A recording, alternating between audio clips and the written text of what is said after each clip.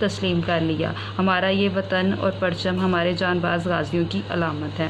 اس کے بعد ہم لوگ اپنا نیکسٹ شعر پڑھتے ہیں۔ نیکسٹ ہمارا شعر ہے، بند کر لیں آپ لوگ۔ یہ ہمیشہ یوں ہی لہلہاتا رہے۔ 2 مصروں پہ مشتمل جو ہوتا ہے وہ شعر ہوتا ہے، 3 پہ جو مشتمل ہوتا ہے اس کو ہم بند بھی کہہ سکتے ہیں، شعر بھی کہہ سکتے ہیں، اور یہ ہمارا بند ہے۔ یہ ہمیشہ یوں ہی لہلہاتا رہے، جگمگاتا رہے، زو دکھاتا رہے، زو روشنی، یہ ابد تک رہے گا یوں ہی زو فشاں روشن اور ابد ہمیشہ، یہ نشان ہمارے وطن کا نشان۔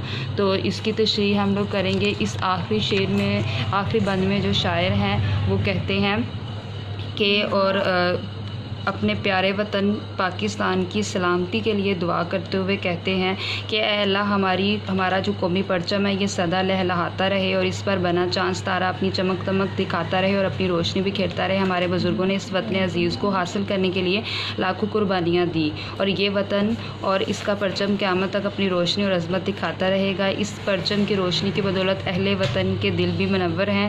وہ وطن کی اہمیت کا اندازہ اس کے پرچم سے لگایا جا سکتا ہے کہ ہمارا قومی پرچم وطن کی تاریخ اور بزرگوں کے کارناموں کی روشنی کو پھیلاتا رہے۔ یہ پرچم ہمارے وطن کی عظمت کا نشان ہے۔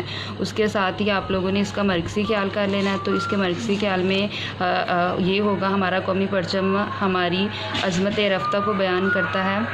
تو مرکزی خیال میں جو ہے وہ شاعر کہتا ہے کہ ہمارا قومی پرچم ہماری عظمت رفتہ کو بیان کرتا ہے، مستقبل کی ترقی اور خوشحالی کو نمایاں کرتا ہے، اور اس کا جو سبز ہے ہلالی پرچم وہ ہمیشہ یوں ہی لہلہاتا رہے گا۔ خدا اسے ہمیشہ اب و تاب کے ساتھ ہمیشہ سر بلند رکھے۔ تو 8 کلاس سے آپ لوگوں نے 3 تشریحات ہیں اور یہ 7 مرکزی خیال ہے، یہ اچھے سے یاد کر لینا۔ اوکے، خدا حافظ۔